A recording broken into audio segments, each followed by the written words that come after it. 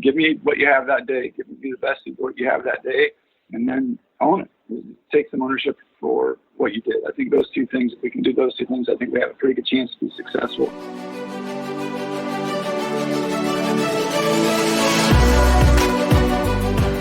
Hello and welcome to Ahead of the Curve. I am Jonathan Gellner, and thank you so much for joining us. This episode is brought to you by Baseball Cloud. Baseball Cloud's revolutionary software platform brings to life the numbers captured by TrackMan and FlightScope. This provides colleges, players, and facility owners around the world a turnkey product, allowing them to analyze their data using key metrics and custom visualizations on one intuitive user interface. Go to baseballcloud.com to find out how you can have your own data analytics department for your program. Data has a story to tell, and Baseball Cloud gives it a voice. During this episode, I interview Reggie Christiansen, head coach of the Sacramento State Hornets. Reggie has led his teams to 8 straight 30-plus win seasons, 8 straight postseason appearances, and they have also won the WAC 3 times, and he is a 2-time WAC Coach of the Year. On the show, Reggie talks about the importance of balance between developing players individually and as a collective team. And we also talk about how a typical week of training unfolds, how he goes about getting to know his players better, and his recommendations for building a productive team culture. Here is Reggie Christiansen. Reggie, welcome to the show. Thanks for having me, Jonathan. Of course, of course. Now, just to give our listeners a vision of what you have going on, you're in Hawaii for a former player's wedding, is that right? Yeah, one of our former pitchers, Bruno Mateo, actually holds the record at Sac State for career wins. Was married this last Saturday, so convinced my family to fly out, and we brought my parents, and we fly back tomorrow. Well, that's awesome, and I'm sure it took some convincing to get your family on a plane to Hawaii for Thanksgiving. But for our listeners who want to get to know you a little bit better, can you give us a short snapshot of how you got into coaching? I think I knew from when I was in high school, I coached middle school basketball, and I actually coached Little League baseball when I was in high school, my senior year. And I just fell in love with the organization of putting practice together and watching kids compete. So I think I knew at an early age I wanted to get into coaching. And I was fortunate enough to play at Menlo College, and it took me a little bit, an extra semester or two to graduate, so I was an assistant coach there. I went back to Ferndale High School where I played and went to school and was a head coach there for a year. And then my former coach at Menlo College was going to get out of college coaching, and I was fortunate enough at, I think 23, 24 years old to become a head coach at Menlo College. So I knew within that first year that was really something I wanted to do, and I became really close with some of the coaches at Stanford at the time doing their camp because we were just right next door to those guys, and had a chance to talk to Rich Price, who was at Cal Poly San Luis Obispo at the time and just got the job at the University of Kansas, and begged and pleaded and convinced him to be his volunteer coach. So we were out there for, my wife and I had just got married at the time, so big leap of faith on our part to move across the country. Volunteers don't make a whole lot of money, and my wife was fortunate to substitute teach and kind of put us through it for 2 years. And it was a great experience under Coach Price. And then obviously had the chance to be at South Dakota State for 4 years, and then back to California at Sac State for the last 12 years. Fantastic. Well, I've gotten to know an assistant of yours in Toby DeMello, and he said that I should get you on the show. So, of course, here we are. And he gave me some great questions to ask you, but I also want to start with, some of your first steps that you took as a head coach. Now, for new coaches, I'm assuming that you have this overarching plan for the future of the program and the steps that you want to take to get there. But where did you start, and what were some of your first steps that you took as soon as you stepped on campus? Well, I think when I first got the job at Menlo College, back then, most what I knew from a high school baseball, or I played for a very successful Connie Mack team in Northern California, and we took ground balls, we did some base running, we took batting practice. That was a practice to us. So when I was thrust into the head coaching position at Menlo College at an early age, I was overwhelmed. I didn't do a good job, I think, of challenging the players. And I think the first year, I think we were 11 and 29. And, at the end of the year, I told my wife that I know this is what I want to do, but I know I'm not ready to do it yet. I know that I need to go somewhere and learn under some other coaches and learn different ways of helping the players develop, because I really take it personal when our players don't develop. And I saw that group of players that I coached that year fail, and I took the majority of the blame for that. So the opportunity to go work for Rich Price was the first step in my process to kind of understand what I wanted to get out of practices and player development. Coach Price is first off, he has the highest level of energy I've ever been around. So he brought energy to the practice each and every day, which I think is very important to have someone on your coaching staff that's able to do that. I'm not the high energy guy that Rich Price is for sure, but I want to make sure that I have someone on my staff that's able to do that each year. So I learned that from him. I learned practice organization, structure, how to put practice templates together, how to go about communicating with players, and just being positive. That's who Rich Price was and is today. I think he's one of the best coaches in the game from the perspective, not only is he a good baseball guy, but he treats kids the right way, which I think is more important than how good of a baseball guy you are, in my opinion. So then I transitioned to South Dakota State for 4 years, and it was an incredible opportunity to learn because it's the first time I had a chance to kind of take what I learned under Coach Price and now do it again as a head coach, with the challenge of that you were going to practice indoors, and we had to practice the majority of the time indoors. And I think that made me a better coach and more creative in how we put some things together. We practiced in a middle school gym on evenings from 10:30 to midnight and had to formulate a way to, at the time they didn't have an indoor facility. We had to formulate a way to be creative. We had to flip the room to get ground balls to the left side and flip the room so we get ground balls to the right side and do just some different things to be as creative and make it as fun as possible for those guys. I think just my creativity came out during that stretch just because you had to. And looking back now, I think that was those 4 years from how to put together some practice stuff and challenge guys was certainly a huge part of my process. And then fast forward to come out here, I was an assistant coach for John Smith for 2 years. Created a connection with Coach Smith when he was really good friends with Rich Price and worked in camps together. So I come out to Sac State for 2 years, and John Smith did a really good job of allowing me to be very involved in every facet of the game. Was calling pitches on the pitching side of it. I was coaching third base and running the offense on that side of it. So he allowed me to kind of transition back into being a head coach on the West Coast by being very involved in the recruiting side. And then, what I knew when I became the head coach, I knew that I needed to hire, coaches that could come in and I could delegate or hand off some of the responsibilities because I certainly think, from my perspective, there was no way that I was going to be able to do the hitting, the pitching, and do all those sorts of things. I think it's very rare that you can find a head coach that does all those things. Quite honestly, I think you're probably shortchanging your players if you're trying to do everything. So transition being head coach, it was the first year was not a success, but our players stuck through it. I think we learned some things that we needed to change, and certainly have done well since. I love that, and I think that we're all in the learning process together and trying to get better. And so let's go ahead and dig into the fall. What did you guys do last fall whenever your players started to report? Sure. So this year was a little bit different. So we started practice August 1st. We used a foreign tour exemption. We played in a tournament, University of British Columbia, UBC, and then 2 teams from Japan, Tokyo University and Keio University. So we practiced August 1st to the 10th. We flew up to Vancouver on the 11th to play in the tournament. We had an opportunity to play 5 games. It was a little bit different start for us this year in terms of how the fall started. But let me take you back to last fall. Okay. I have struggled with, having been in the Midwest and the West Coast. In the Midwest, obviously, your fall starts earlier because of the weather. Obviously, there becomes a date where it's just too cold to be outside. So when I was at South Dakota State, we started practices almost right away when the school started, and we're done, towards the middle of October.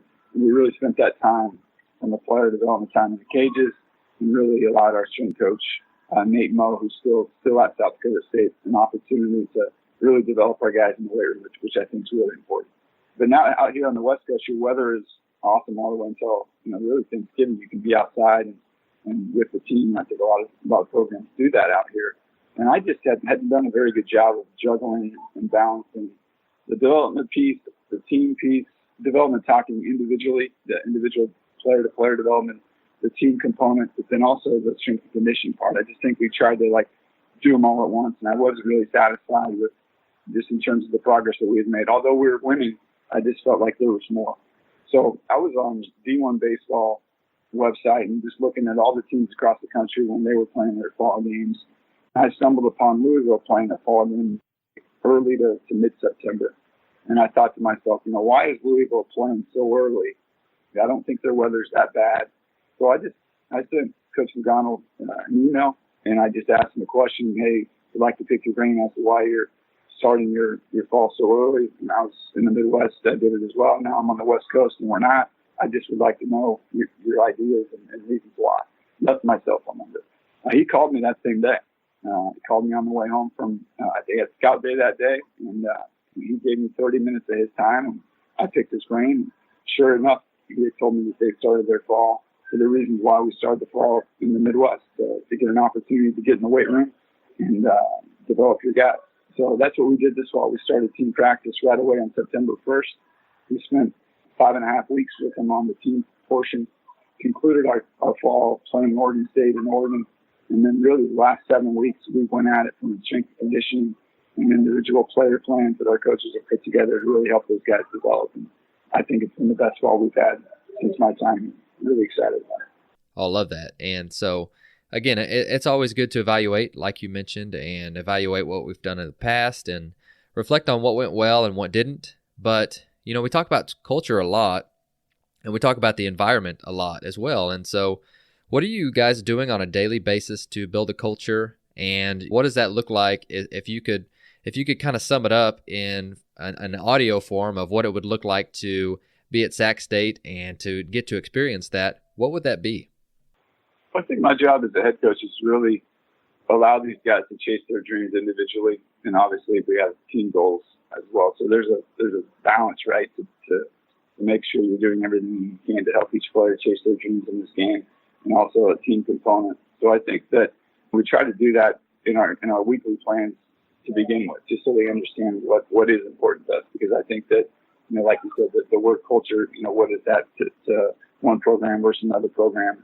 I want our players to understand that I do want them to chase their dream and play this game professionally, as long as the framework that fits within the team with what you're trying to get out of as a team. So we structured our fall kind of trying to go back to the original question of what the weeks may have looked like. We went 2 days a week where they're very individual based. Mondays and Wednesdays are very individual skill based. The focus is on the player. The focus is on his individual development. Then we'd go Tuesday and Thursday night practices where the focus would be on the team. We'd have a lot of competition on Tuesday and Thursday nights. Friday would be a very short team practice, almost like a recovery day, so to speak, where guys had lifted weights that day.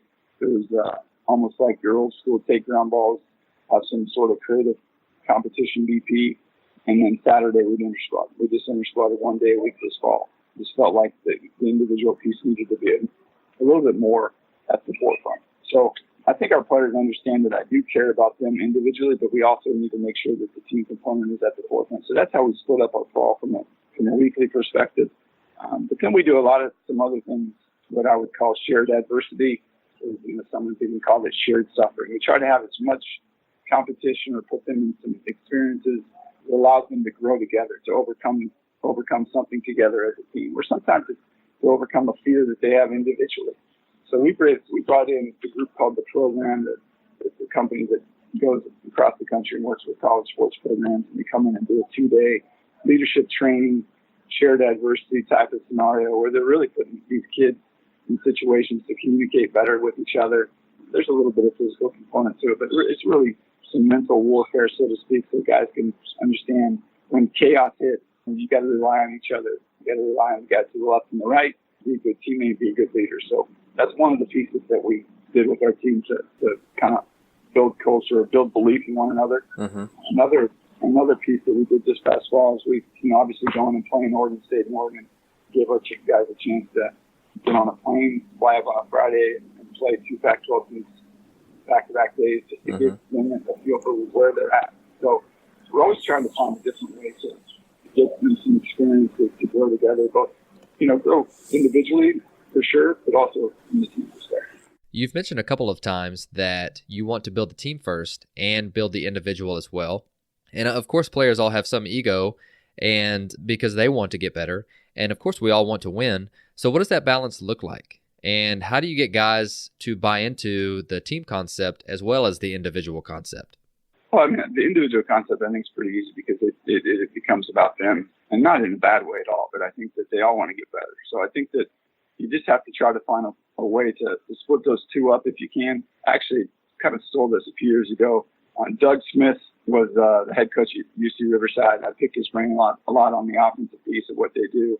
He shared with me on Mondays and Wednesdays during the season, it's more individual based and less team practice type of stuff. So kind of stole that from him a while back, and it just made complete sense to me. You know, we all, I think, feel like we need to have, team practices in order for the team to get better. But sometimes what, a group of players need is a little bit more individual time with a specific, coach for them to grow. And I think that it needs to be split up that way, in my opinion. So I think that then when you get into the team atmosphere, I want to make the team practices as competitive as possible, where they're trying to, if we have a goal in mind or a mission in mind that day, we're trying to accomplish it. It's clearly laid out to them, and they're trying to perfect the drill that we're running, or, we have this drill, which we, try to take a perfect infield outfield and try the best we can and have less than so many errors on a particular day. And they get excited about it, and it becomes really about the team and not about themselves. So I think it really just goes back and forth to communicate with your players on what's important to you. Mm-hmm. They understand what's important to you as the coach, and you've got a good group, and they really trust you. I think trust is a big piece, and I think it's we found they buy into it and helps them grow on both sides, the individual side and the team side. Well, fantastic. While we're talking about it, let's go ahead and dig into the personal side. And it's always something that I'm working on and trying to figure out each player and their background and what motivates them and makes them tick. So what are some different ways that you get to know them better on a daily basis? Yeah, I think one thing, with this specific team, this is probably the first time. In my, not the first time, but in my time here, there's been times where I've been a little bit more involved in the hitting or less involved in hitting. This year, I'm less involved in the offensive side. So I'm not coaching a specific area outside of the outfielders.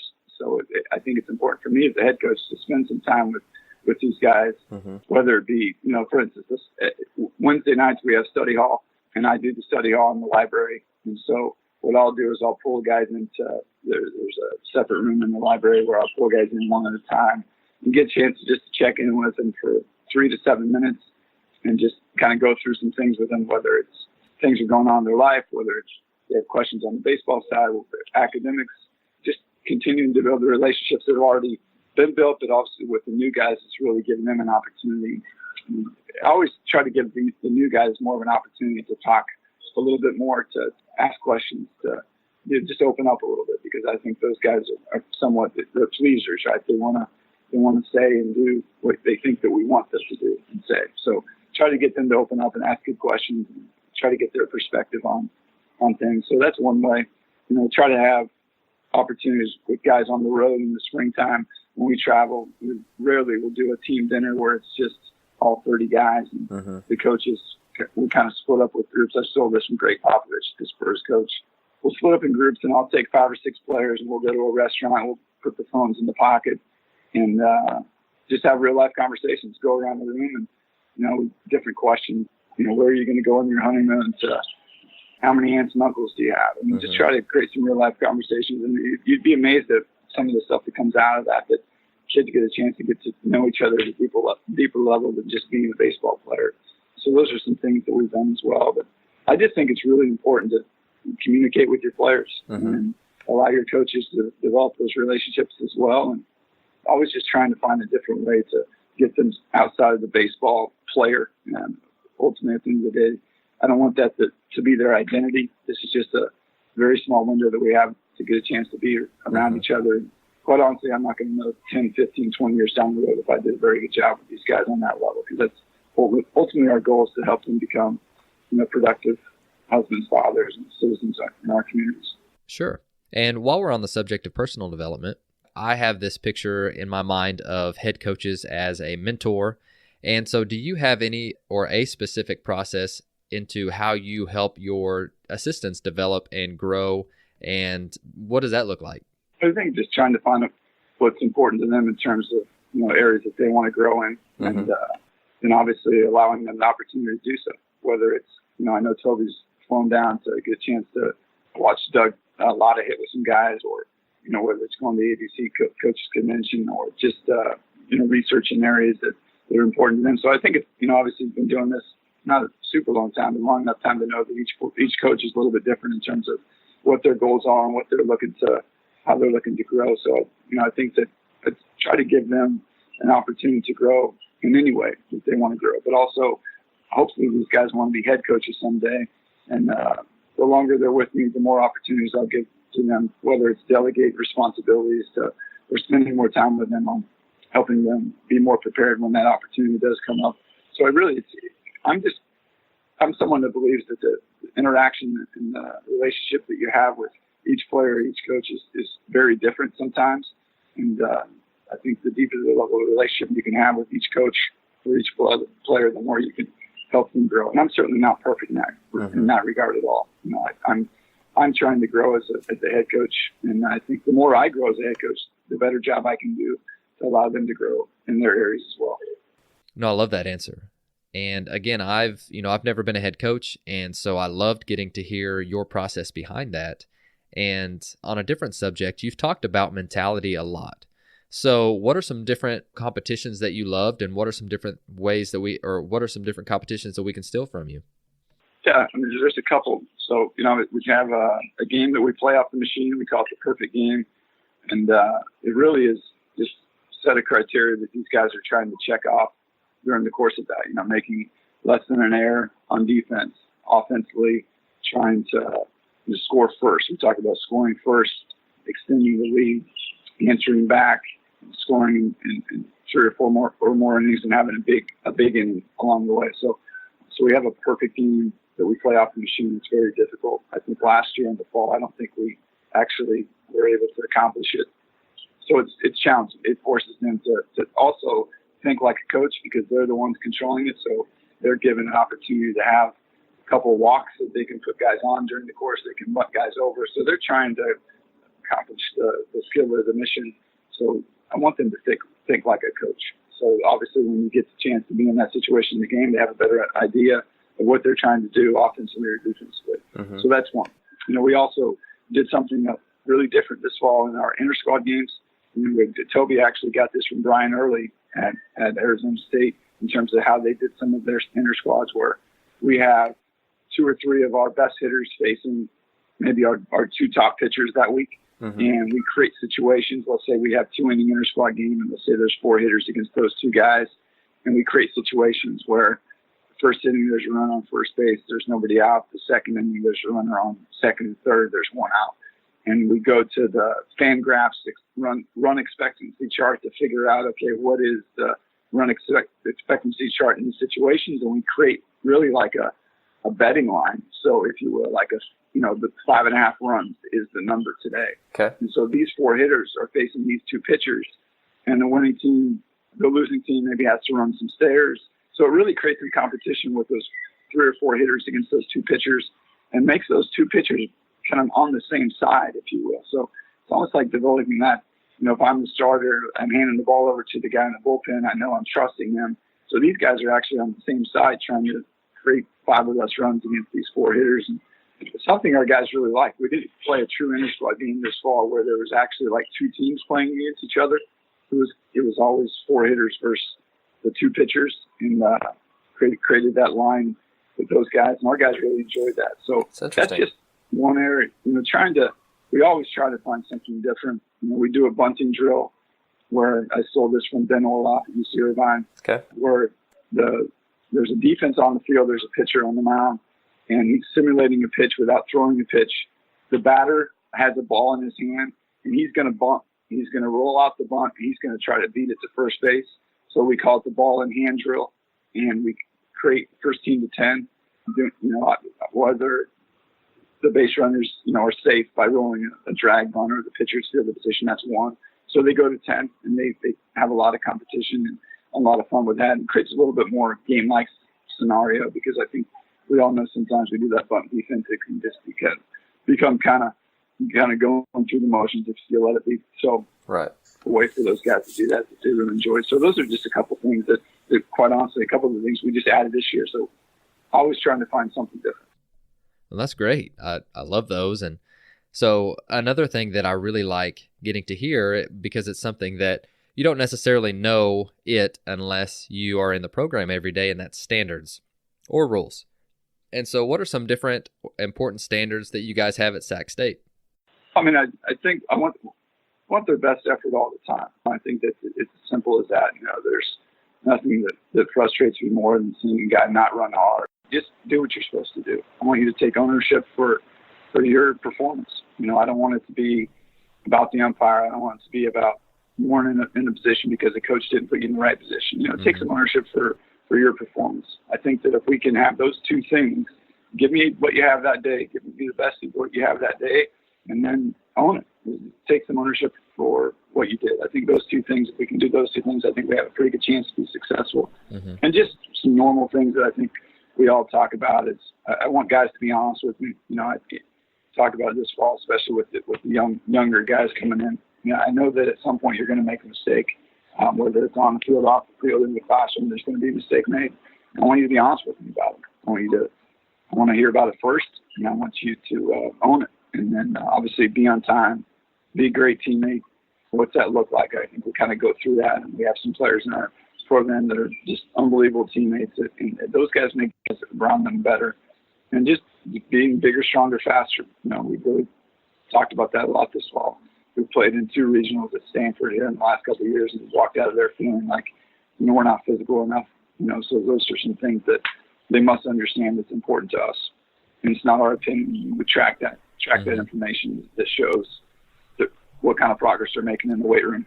So those are just a few of the things that, I'm very quiet, dry, and I think that it does take most freshmen a little bit of time to get to know me from that perspective. But they know that I care. They know that I care about them and I care about the team. So I'm just trying to create every day, make it a better situation so they can grow.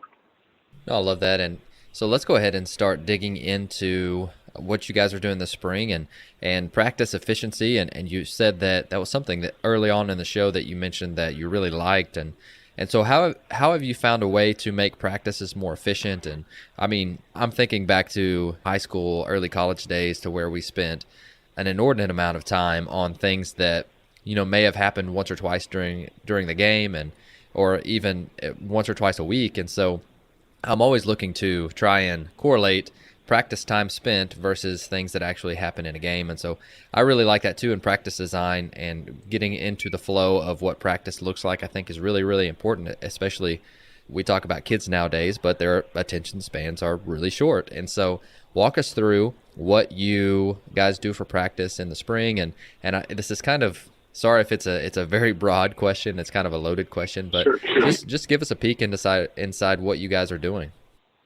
So, we'll start team practice, obviously, with the stretch. Some piece of base running to start it off. I think base running to me is always compared it to the special teams in football. I think it's a huge part of the game. What we can advance 90 feet. I think a lot of games can be won just by base running. So we'll start practice some form of base running, whether it's a ball and dirt drill, whether it's just your typical first to third. We do some leads and some breaks at first base, just something different on the base running side to get started. And then go into the short individual defense component, just almost like some sort of routine that Coach Flores, our infield coach, has created with our infielders. Toby's with the catchers. And I'm a huge believer with the outfielders that the best way they can improve is playing the ball live off the bat, batting practice. So they may have an opportunity to go down and bunt during that time. And then we transition to some sort of team fundamental, whether it's first and thirds, bunt defense, picks, a pick series that we run.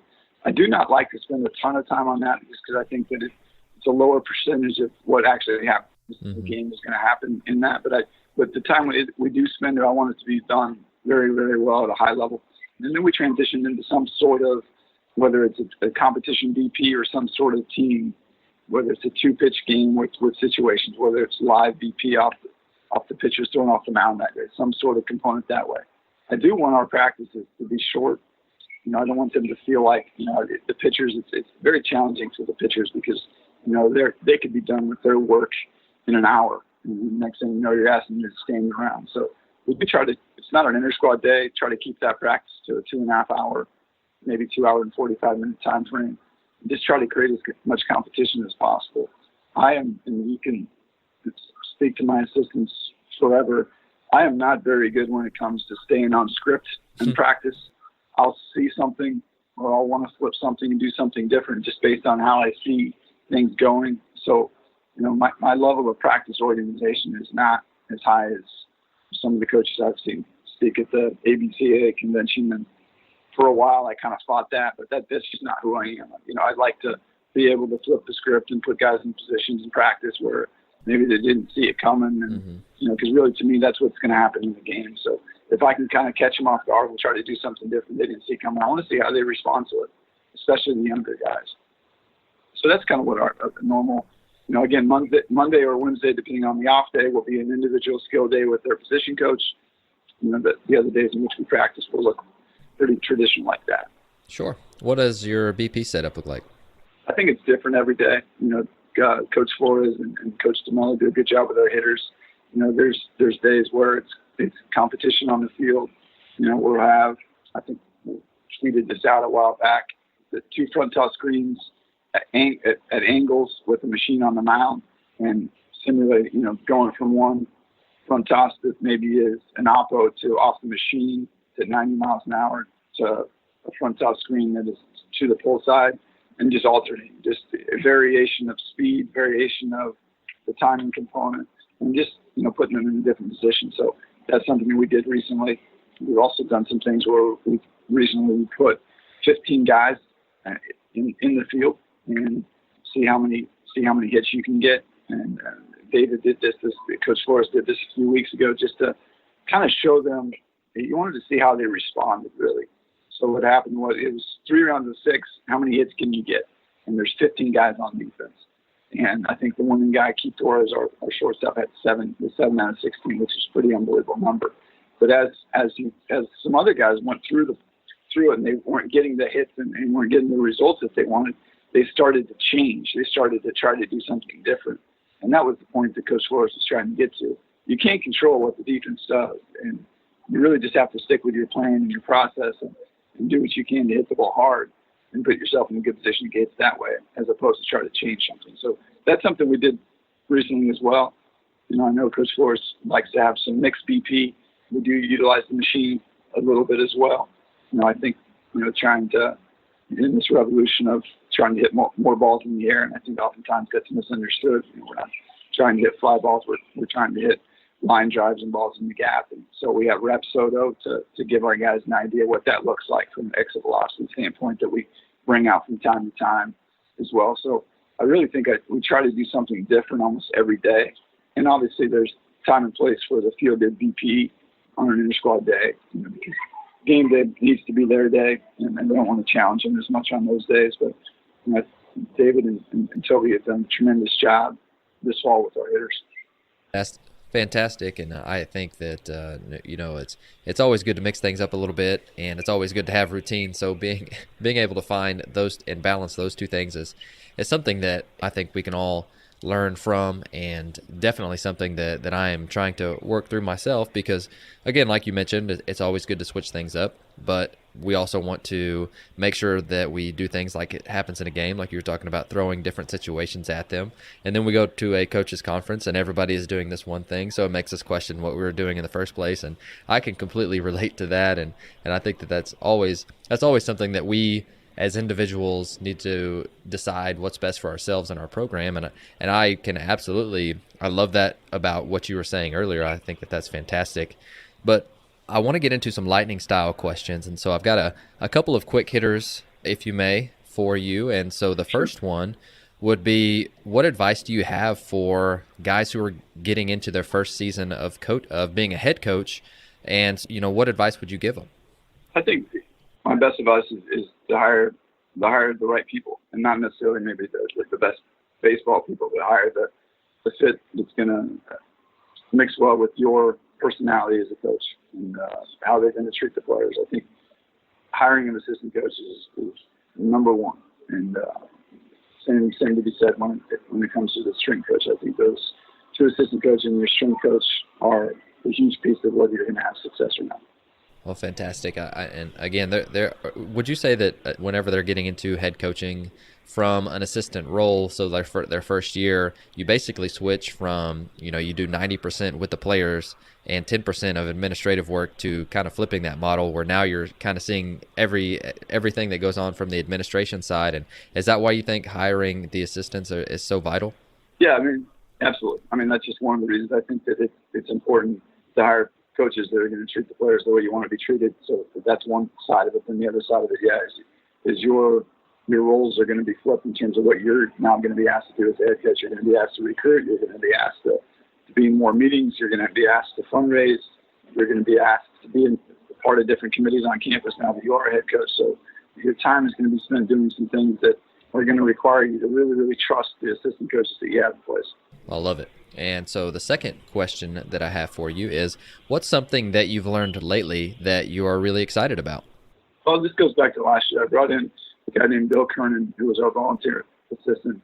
Coach Kernan coached with Augie Garrido, was actually Augie's first pitching coach when they won a national championship back in the 70s. And Coach Kernan started the Cal State Bakersfield program, and he became really good friends with Coach Kernan when we competed against each other. And I brought in Coach Kernan because I'd been a head coach at an early age, and I felt like I needed a mentor, so to speak, to help me.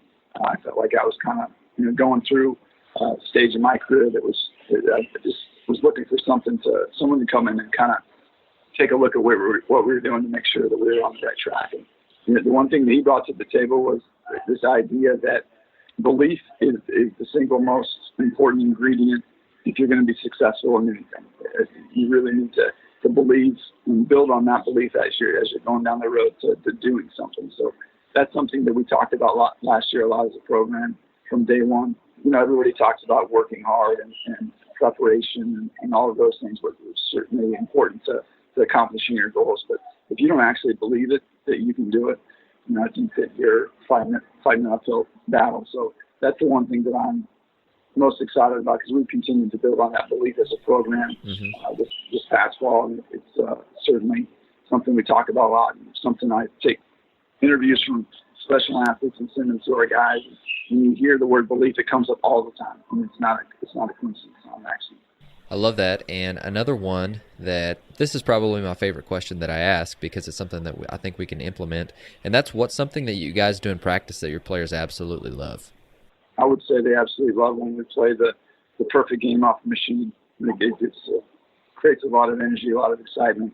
We put the score up on the scoreboard, and they get after each other. That would be the one thing I would say that they really, really enjoy. Okay. And that's one of those things that's really hard. It's one of those drills that's really hard for me to kind of explain on the audio. If anybody has any questions, I certainly am more than happy to email out what that looks like on paper. Okay, I can get behind that, and we'll get into ways to contact you here in just a second. But another thing that you mentioned earlier that you do differently, but is there something that you believe that other coaches may disagree with you about, or you like to have, or you do have some discussions about? Going back to the practice organization thing, I think that I'm probably on the lower end of practice organization in terms of what I've seen and what I know of other programs. I don't know if it's a disagreement. I just think that's what works best for me. I'll never forget. I went to the convention a few years ago when Coach Corbin spoke, put up his PowerPoint on the screen and what their practice looks like. And I was completely overwhelmed. Sure.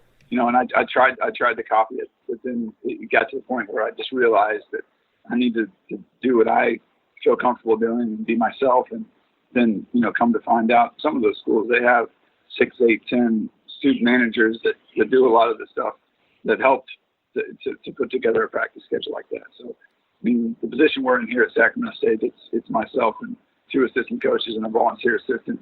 Tyler Latore is my pitching coach, does a tremendous job. David Flores hitting in the infield. Toby does the catching. And Brian Francis is our strength coach. We don't have student managers and we don't have those extra bodies to help allow something like that to work for us, which is fine. We're comfortable with who we are.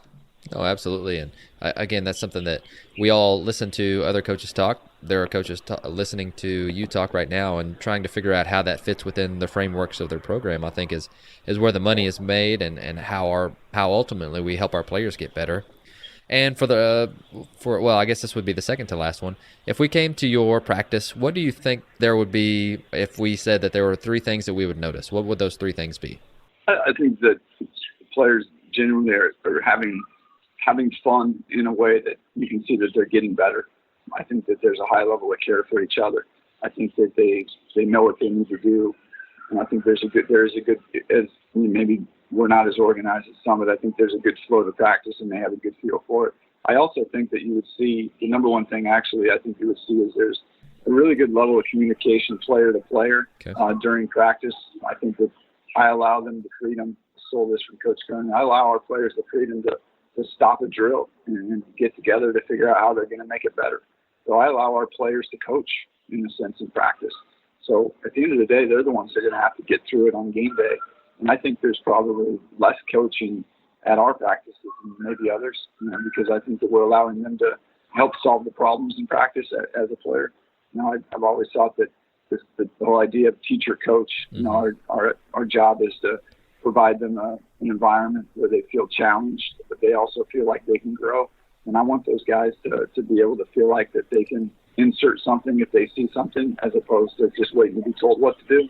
Mm-hmm. So I don't talk much in practice. I'm more of an observer in practice, trying to see how guys respond and react to different situations. And it pumps me up when I see Keith Torres, our shortstop, stop a practice to get guys together to figure out how they're going to get through it. So I think that's what you see. Very good. I like that. And again, I think that's something that we should all strive for. And then finally, what are some of your favorite books and resources that have helped shape your coaching career? I've read a lot of John Gordon's books. Our guys will read a book every off season and we'll kind of go through it together as a team when they get back. I've read a lot of John Gordon stuff. Just recently read Stillness is the Key by Ryan Holiday. Very good book. Actually, my time out here in Maui, I've been listening to Barry Zito's new book on Audible. It's been a really good read. So it comes from a family of readers we all like to read. Jake McKinley was one of my former assistant coaches, and now is player development with the Brewers. Ian and I, the beginning of every year kind of have a challenge where we challenge each other to read a book a week. We haven't not yet made it through a year, but we challenge each other. I think reading is important to have that growth mindset. Definitely, and I love Jake. Jake's one of my probably favorite baseball people out there. Is such a good person and obviously a great coach as well. And so that's really cool that you two know each other. And so finally, you've shared so much with us today, and I'm sitting over here trying to jot down all of the different things that I'm learning from you. And thinking about a book a week, this sounds a little overwhelming, but if any of our coaches would like to get in touch with you just to talk about anything that you spoke about today, or to chat about different drills or books or just whatever, if they wanted to reach out online, how would they do that? My email address, I actually just got back on Twitter. You did? We have a social media girl that does our Twitter stuff, and she convinced me to get back on Twitter. So my Twitter account is at @R_C_ Hornets. And then my email address is CHRISTRA@CSUS.edu. All right. Well, Reggie, I appreciate your time, and this will be the last thing that I ask of you before I'm sure you go hang out on the beach for a little while. But is there anything else that you would like to tell our listeners before you go? Just anything that we missed, or just anything that you'd like to leave them with? No, I just think the biggest thing that I would say is just remember why we all got into this profession. It's to make an impact on these young men. It's their career. I think sometimes we get caught up in trying to chase our dreams in our career, but I think that when you do that, sometimes the player gets lost. We all are in this profession to help each player develop, both as a baseball player, but hopefully more as a human being. I think we just need to constantly remind ourselves of that.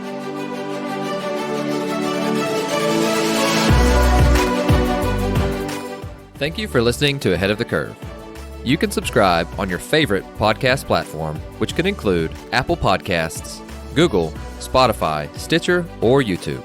And if you're enjoying the podcast, please share it on social media to help get the word out. Once again, thank you for joining us.